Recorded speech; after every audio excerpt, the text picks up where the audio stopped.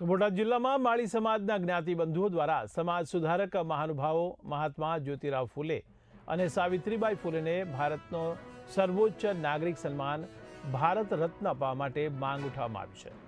આ અંગે બોટાદ જિલ્લા કલેક્ટરને આવેદનપત્ર આપવામાં આવ્યું હતું। ત્યારે મળતી માહિતી મુજબ બોટાદ માળી સમાજના આગેવાનો અને જ્ઞાતિબંધુઓ મોટી સંખ્યામાં કલેક્ટર કચેરી ખાતે એકત્રિત થયા હતા અને શાંતિપૂર્ણ રીતે પોતાની માંગ રજૂ કરી હતી। જીજ્ઞાબેન મારી અમે મહાત્મા રાવ ફૂલે ને જ્યોતિબાઈ રાવ ફૂલે ભારત રત્ન એવોર્ડ મળે એ માટે અમે આવેદનપત્ર આપ્યું છે। તે મહિલા એક સમાજના એવા નાગરિક હતા જેમને શિક્ષણ પ્રત્યે બહુ જ મોટું યોગદાન આપ્યું છે અને અમારા સમાજની અને બીજા સમાજની પણ શિક્ષણ પ્રત્યે બહુ જ યોગદાન આપ્યું છે। એના માટે એમને ભારત રત્ન એવોર્ડ મળે એવી અમારી માંગ છે।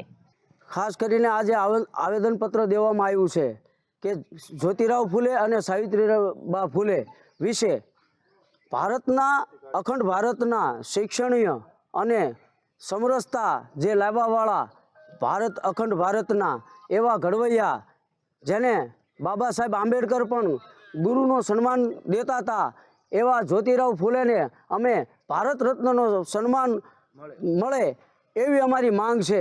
તમામ માળીને તમામ જિલ્લામાં આ આપી છે કારણ કે એમને શુદ્ર માટે કોઈ જાતિ ભાતિ જોઈ નથી અને એવી ભીષણ પરિસ્થિતિમાં એમને જે કામ કર્યું છે અને લોકોને સમાજને ભણતર આપ્યું છે એવા જ્યોતિરાવ ફૂલેને ભારત રત્ન મળવું જોઈએ કારણ કે ભારતના ઘડવૈયા તરીકે જે તે સમયમાં જ્યોતિરાવ ફૂલે પ્રથમ હતા ત્યારે અમે માળી સમાજની એક જ માંગ છે કે જ્યોતિરાવ ફૂલેને ભારત રત્ન સન્માન મળે એ જ અમારી માંગ છે। જય જય જ્યોતિરાવ।